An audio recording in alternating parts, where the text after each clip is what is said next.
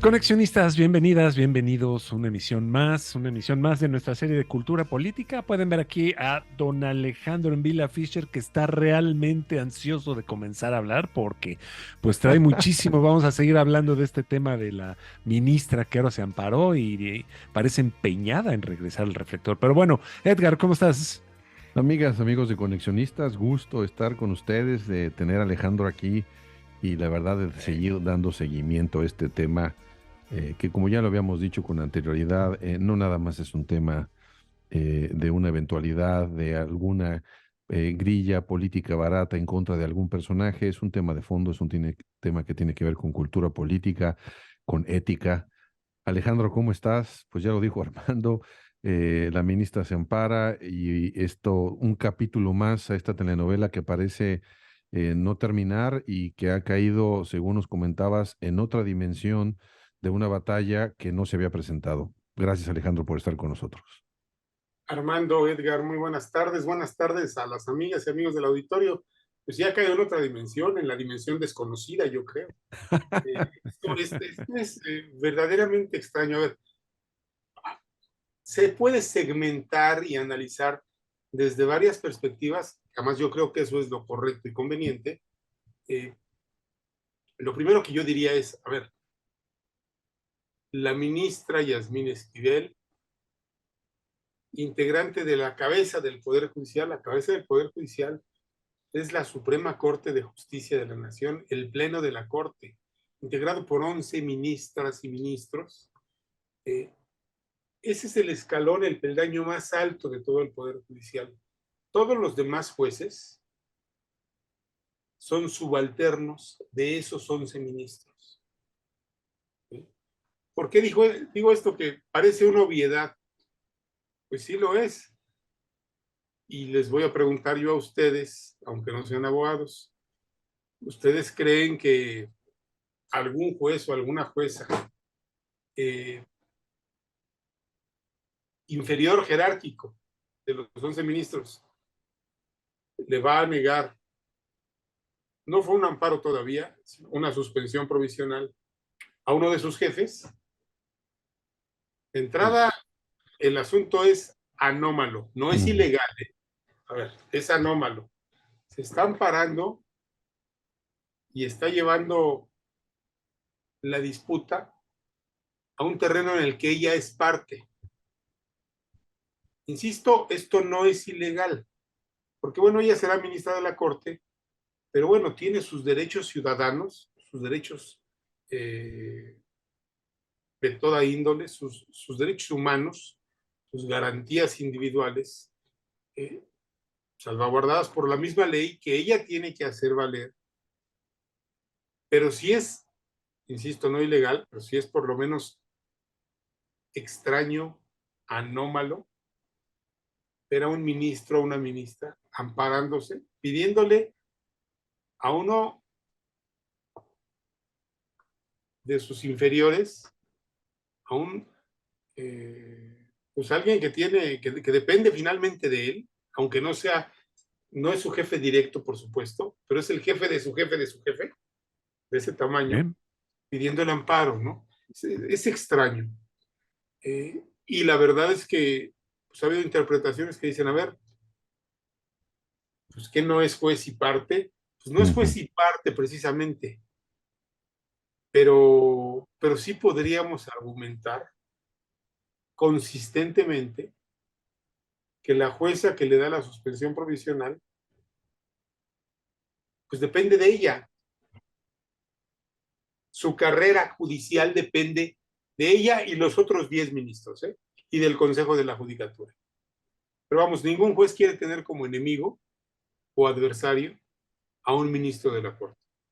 Exactamente. Ningún magistrado quiere tener. No estoy diciendo que Yasmín Esquivel haya presionado a la juez. Sí estoy No diciendo, necesita. sí estoy diciendo que no lo necesita. Ya, el puro Lo que acaba de simbolismo decir. funciona. A ver, suficiente, ¿no? Ujú. A ver, esa es la primera parte del asunto. La segunda parte, comentábamos un poco fuera del aire. A ver, la estrategia que sigue hoy la ministra A mí me parece que es una estrategia muy de abogado, lo voy a decir con todo el respeto, porque además, una, son mis colegas, dos, a mí me formaron en esta escuela, tres, también creo que el derecho ha cambiado, de abogado pleitista, Ok. de abogado que apantalla, al contrario, que, que a través de la argumentación rápida del amago trata de amedrentar al contrario. Toda la semana estuvieron apareciendo en distintos medios de prensa filtraciones, interpretaciones filtradas evidentemente. La ministra ya tiene a su equipo de comunicación en la prensa y son periodistas y escriben a favor de la posición de la ministra un día sí y otro también. Entonces, uno sabe cuando se ha dedicado a la comunicación o al análisis político, como la comunicación como Armando, el análisis político como Edgar, uno sabe qué significa eso. Significa que hay una estrategia para construir una narrativa impulsada desde una de las partes en conflicto. ¿Sí? La ministra ha tenido a sus periodistas escribiendo siempre a favor de ella, primero poniendo en tela de juicio al abogado Edgar Báez y luego cuestionando a la Universidad Nacional. Pero esta última semana de una manera muy agresiva, insisto, yo creo que dejaron de lado el despacho de las relaciones públicas y dijeron los abogados son los que van a echar para atrás al rector de la UNAM a través de amagos. Y se dedicaron a amagar al rector de la universidad y a toda la universidad, y la ministra no se va a dejar y se va a defender y les va a devolver el golpe, litigando en los medios. Pero al mismo tiempo promovieron el amparo. No es un amparo todavía lo que le dieron, es una suspensión provisional, es una parte previa en un juicio de garantías, que es el juicio de amparo. Lo que la suspensión ordena es que no se dicte una sentencia en el procedimiento todavía. Es una suspensión provisional. Se está estudiando para ver si hay una definitiva y después si se le dé el amparo.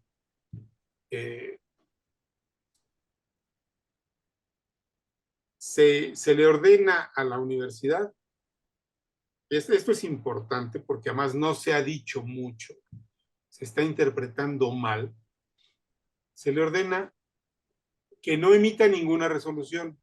No se le ordena que deje de analizar y de estudiar el caso, que no emita todavía ninguna resolución. Es provisional. Porque la resolución podría causarle algún perjuicio a la ministra. Hay cosas verdaderamente de risa loca, por eso hacía yo alusión a la dimensión desconocida.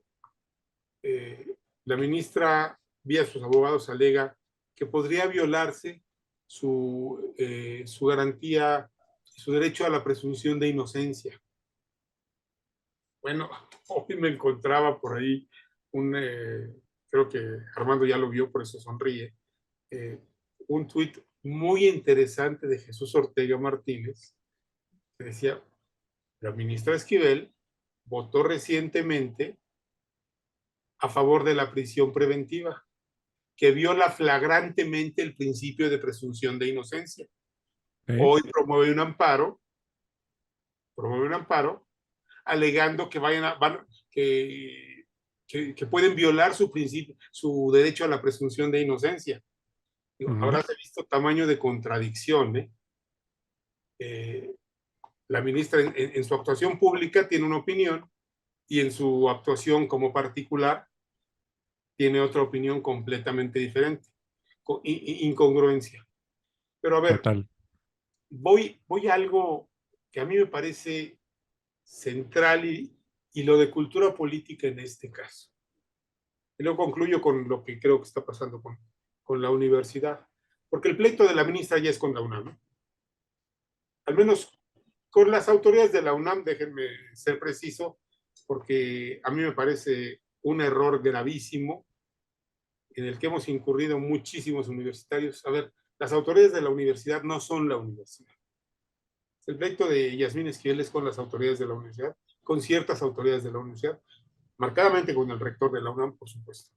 Pero a ver, algo que me parece de cultura política. Esta estrategia de algunos abogados, de amedrentar, de amagar, de intimidar, de casi jurarle al rector que van por él y toda su dentadura, eh, omite algo que me parece importantísimo. Omite el tema del prestigio personal. Ujú. La ministra Esquivel, con este amparo, con esta solicitud de amparo, no es un amparo concedido todavía, con esta solicitud de amparo, dejó ver que tiene miedo de lo que pueda dictaminar la universidad, el comité de ética de la universidad. Dejó ver que no tiene confianza en el comité de ética de la universidad. Dejó escapar además una oportunidad para litigar el asunto dentro de la universidad, en el procedimiento administrativo de la universidad, y demostrar lo que ella alega todos los días. Yo soy la autora de la tesis. Bueno, ¿y por qué no lo demuestra ahí? Ella está buscando cómo se suspenden los procedimientos y está proyectando la imagen de que está muy preocupada por lo que va a resolver la UNAM. No parece la imagen de una persona que no tenga nada que temer. Segura. Parece la imagen de alguien que está preocupado porque viene una resolución o porque intuye una resolución o prevé una resolución en su contra. A ver, y voy a la parte que a mí me parece más delicada. Cuando los políticos, y finalmente dirán que no, pero los ministros de la Corte son políticos, porque resuelven asuntos políticos, aunque los resuelvan o tengan que resolverlos conforme al derecho. Resuelven asuntos de altísimo interés público, están inmersos en el debate público y en el análisis de los asuntos más delicados del país, aquellos que tienen controversia y por eso llegan a la Corte. Cuando los políticos dejan de pensar en que la buena fama pública es importante, es importantísima, es indispensable para ser una figura pública con responsabilidades de carácter público. No estamos hablando de un rockstar, ni de un futbolista. Estamos hablando de una persona que resuelve controversias entre mexicanos, entre el gobierno y ciudadanos, entre grupos de interés y el gobierno. Las controversias más grandes son las que llegan a la Corte. Cuando los políticos creen que la buena fama y que el buen nombre no es necesario para ejercer el oficio de la política, Houston, estamos en problemas. Si creen que la buena fama no importa, si creen que un papel, y creo que eso es lo que está pensando Yasmín Esquivel, y eso es lo que le están mal aconsejando sus abogados, que deben ser muy buenos para litigar. Pero aquí hay algo más que solo lo que dice la ley, que solo la verdad legal. Si creen que una sentencia de amparo que le permita mantenerse como integrante de la Corte, amarrada con velcro y pegada con cola loca al asiento que tiene en el pleno de la Corte. Si creen que eso la hace inocente, están totalmente equivocados. Y la sociedad tendría que valorar a profundidad, y también los otros ministros de la Corte, y también el presidente de la República, y también el Senado de la República, tendrían que valorar a profundidad si queremos seguir construyendo este país de cínicos, porque esto de lo que habla es de cinismo. A mí no me importa que todo mundo me vea como una abogada tramposa y que nadie confíe en mi criterio. ¿Por qué? Porque carezco de probidad. Si yo tengo un papel, una resolución de amparo, que me proteja y me permita seguir sentada aquí. Si vamos a olvidar la importancia de la buena fama pública, si vamos a olvidar la importancia de la probidad, si vamos a olvidarnos de la importancia de la legitimidad para ocupar un cargo, estamos en problemas más serios de los que en principio podríamos imaginar. Creo que este asunto está transitando por ahí. La ministra aferrada, cuando tiene, porque no ha sido capaz de construir una narrativa que convenza a la gente de que ella fue la plagiada y no la plagiaria, no la beneficiaria del plagio, sino la afectada por el plagio, porque nunca nos pudo simplemente exponer los hechos de forma tal que resultara convincente lo que decía, porque nunca pudo presentar pruebas sólidas. Si las tuviera, yo creo que aparte de litigarlas, las hubiera presentado ante la opinión pública. Su problema es de opinión pública. Quizá el Poder Judicial la defienda. Y con esto voy a concluir. Pero la sentencia de la opinión pública ya está dada. Ignorar esa sentencia, y no es una sentencia de contentillo, es una sentencia que tiene bases sólidas. Ignorar esa sentencia, ella, pero el resto de los ministros, los senadores de la República que la votaron, el propio presidente que la propuso, es atentar contra toda la credibilidad del Poder Judicial y atentar de nuevo contra la credibilidad de los políticos, porque a lo que estamos llegando es algo que ya sabíamos y muchos escépticos nos dijeron desde el principio. ¿En serio ustedes pensaron que iba a renunciar? Perdón, yo siempre pensaré que cuando a alguien lo toman haciendo trampa, la vergüenza le va a alcanzar como para renunciar. Claro. Aquí nos estamos dando cuenta de que no ocurre así. Y concluyo con lo siguiente. A la universidad, sin buscarlo, a lo mejor sin merecer, se lo van a decir algunos, están dando una salida, y creo que sin querer. Porque la universidad, las autoridades de la universidad, vuelvo a corregir, perfectamente van a poder decir, si acaso le dan a Yasmín Esquivel el amparo, que yo dudo que se lo den, porque además hay muchos elementos para decir, estás amparando contra un procedimiento, el amparo no procede contra procedimientos. Pero vamos a ver cómo actúa la juez de distrito que le otorgó ya de entrada una suspensión provisional. Pero si la amparan, la UNAM podrá decir, las autoridades de la UNAM podrán decir, pues me ataron de manos, así como ya dijo el rector, bueno, vía comunicado, a ver, nos están censurando, deploramos esto, lo vamos a respetar, pero no estamos de acuerdo.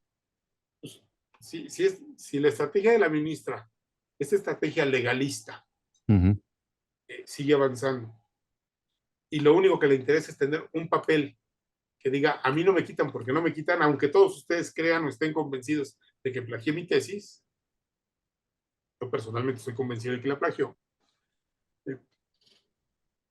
y a mí no me ordenó ningún juzgado callarme, porque yo hablo por mí, además no por la UNAM. A ver,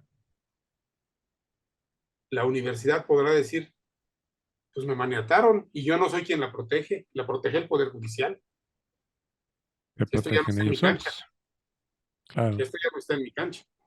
Entonces, a eso me refería cuando decía, le están dando a la universidad una salida que la universidad yo creo que ni se imaginaba ni buscaba, pero a lo mejor le están dando la salida al asunto, para la universidad, para resarcir más o menos el prestigio sí dañado por este asunto.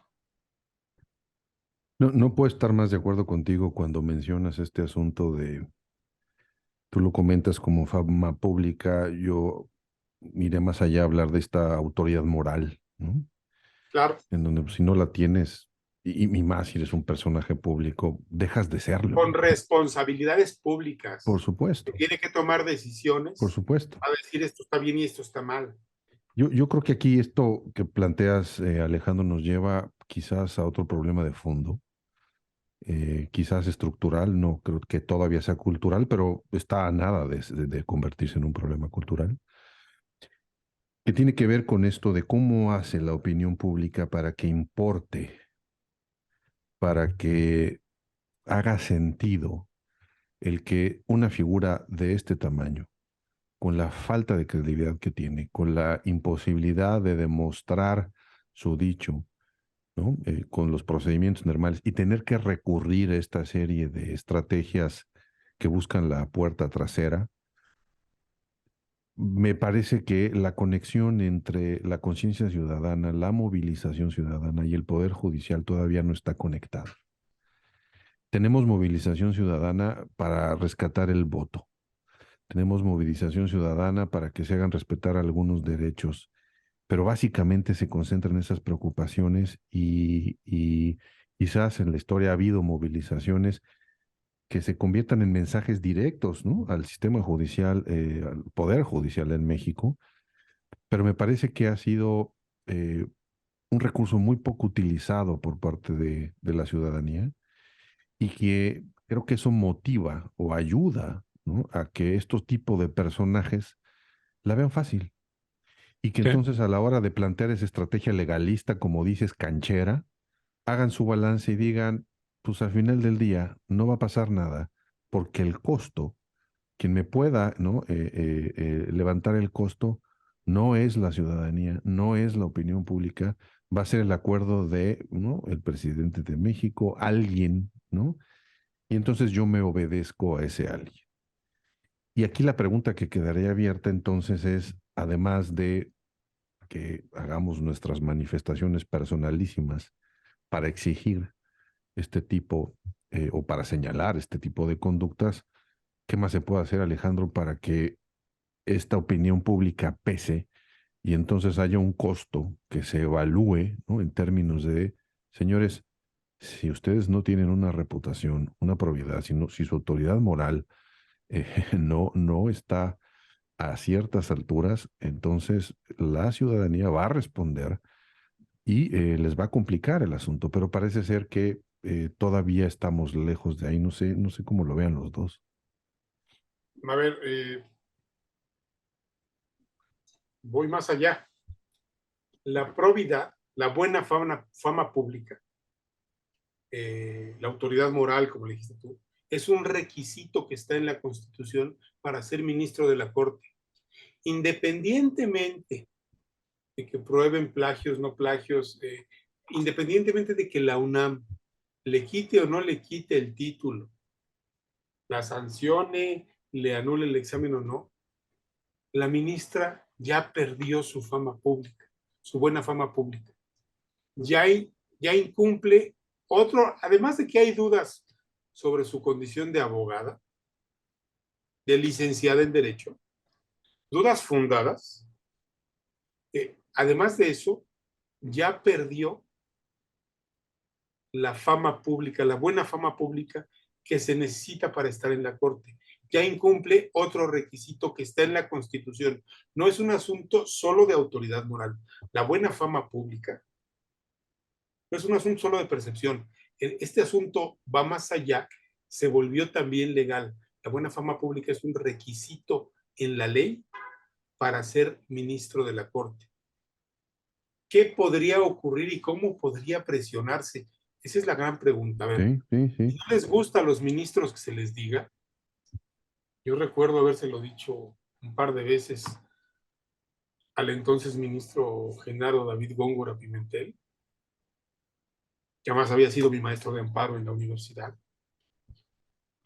Excelente maestro que acabó muy mal recordado y con excelente maestro, excelente ministro de la Corte, excelente presidente de la Corte, y acabó muy mal recordado por un asunto familiar, porque trató mal a sus hijos y a la madre de sus hijos, de dos hijos que tiene, y un gran ministro acabó en el ostracismo y con muy mala fama por un asunto de carácter familiar. Sí. Yo recuerdo haberle dicho a él, a ver, los jueces no pueden hablar solo por sus sentencias, como decían antes. No puede no importarles el escenario, no puede no importarles la opinión pública, porque si no les importa la opinión pública, cualquier merolico con micrófono, como había mucho en ese tiempo, sigue habiendo muchos ahora, en los medios de comunicación, yo le hablaba como periodista, maestro, señor ministro, cualquier merolico con micrófono destroza la credibilidad de sus sentencias si ustedes no se conectan con la opinión pública. Incluso de alguna discusión larga con él y otros ministros en el comedor de la Corte, surgió que el ministro Góngora me dijo, quiero que eso que me estás diciendo lo pongas en un texto y participes en un libro que está editando la Corte, que se llama Cartas a un juez que inicia su carrera judicial. O sea, ¿qué le recomiendas tú a un juez como periodista? Ahí está la publicación, ¿no? La opinión pública tiene que voltear y exigirle credibilidad, probidad, templanza e independencia también al Poder Judicial. Tú lo dijiste muy bien, no solo se trata de defender al INE y de defender mi voto. A ver, esa es una parte. Todos los días se emiten sentencias en el Poder Judicial, ya sea a nivel local o a nivel federal, que afectan la vida de las personas. La discusión, y hace rato la señalábamos, sobre la prisión preventiva, que el gobierno defendía y que muchas agrupaciones, organizaciones de abogados, jueces incluso, y ciudadanos combatían a partir de una resolución de la Corte Interamericana de Derechos Humanos, de la que México forma parte y a cuya jurisdicción está sometido, porque así lo estableció en un tratado que México firmó libremente, nadie nos impuso nada, le ordenaron y le acaban de volver a ordenar a México. Tienes que revisar esa figura de la prisión preventiva.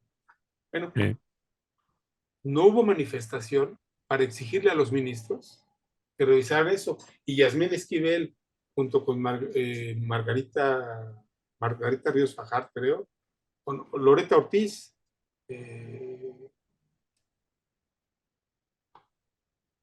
Saldívar, Arturo Saldívar, y una ministra más, 4 votos, y entonces la prisión preventiva se quedó. ¿Por qué? Sí. Porque México tiene una perversidad. Hay una perversidad en el sistema legal mexicano. Para declarar anticonstitucional una ley, requieres de una mayoría supercalificada en la Corte. Requieres de 8 votos. Si tienes 7, la ley se queda, aunque la mayoría de los ministros diga que Estén en contra. está contra la Constitución. Eso pasó con la ley de la industria eléctrica, eso pasó con esta figura de la prisión preventiva, y para allá va el plan B en materia electoral. Bueno, ahí abres otro capítulo. Es delicadísimo. Sí.